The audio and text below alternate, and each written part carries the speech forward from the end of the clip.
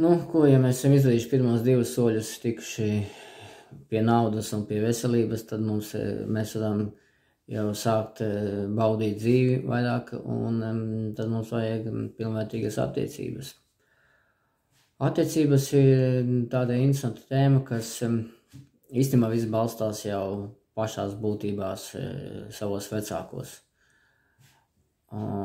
Kad ir pirmajam kārtam jāsalīgstamies ar saviem vecākiem, piemēri bijuši visādi, ko tikai vecāki nav ar bērniem darījuši, briesma lietas. Bieži vien pat zemapziņa ir noslēpusi tos notikumus, jo viņi bijuši tik traumatiski bērnam, ka zemapziņa vispār cilvēks pat neatcerās, ka kaut kas tāds ir bijis, un hipnozes seansos zemapziņa dod ārā briesma lietas. Jā. Un ja mēs to ieraugam, tad, protams, mums nav tur jāsāk mīlēt, ja gadījumā tiešām bijuši ekstrēmi gadījumi, tad mums nav obligāti jāsāk mīlēt savi vecāki vai tur jābučo viņiem kājas, bet jāpiedod un jāpalaiž. Un jānogriež sevi no tās, ja vecāki ir devuši kaut kādu destrukciju.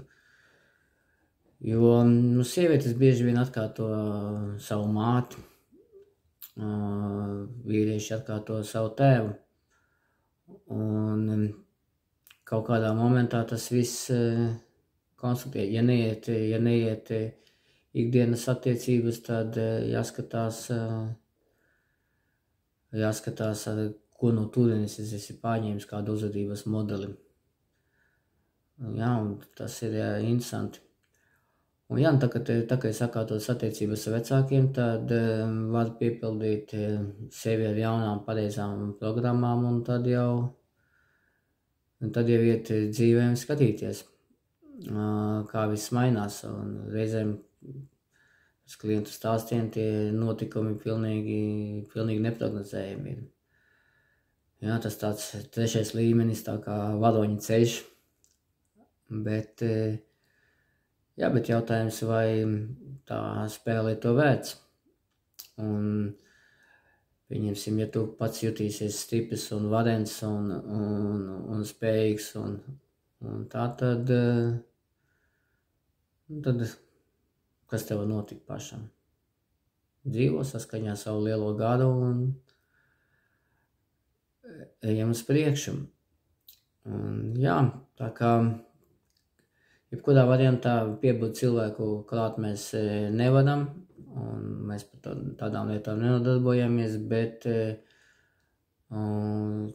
cilvēka pašnovērtējumu, skatu uz sevim, ka viņš ir pelnījis daudzas labas lietas, mēs to visu pamainām, un tad jau arī pārējie cilvēki apkārt to jūt. Un jā, un galvenais pašam jāzina, ko viņš grib. Mēs esam medicet@gmail.com. Palīdzēšu.